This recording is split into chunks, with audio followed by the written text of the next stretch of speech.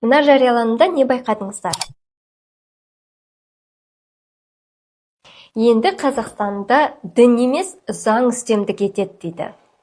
Бұл қателік. Қазақстан Республикасы зайырлы мемлекет, ешқашанда Қазақстанда дін үстемдік еткен емес. Өзіңізді де, өзгелерді де шатастырмаңыздар.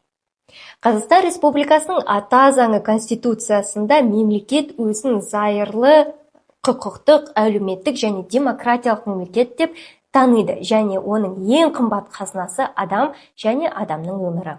Сонымен қатар Қазақстан Республикасының діни қызмет және діни бірлестіктер туралы заңының 3 бабына сәйкес мемлекет пен дін бір-бірінен бөлінген деп көрсетілген. Егер бұл жарияланым жаңа Конституциясының жобасына меңзеп тұрса, онда ол да қателік. Себебі жаңа Конституцияда да мемлекет өзінің зайырлық ұстанымын сақтайды. Бұл ретте мемлекет барлық діни конфессияларға бейтарап қарайды, әр азаматқа тең мүмкіндік береді. Сондықтан естеріңізде болсын, өзіңізді де, өзгелерді де шатастырмаңыздар.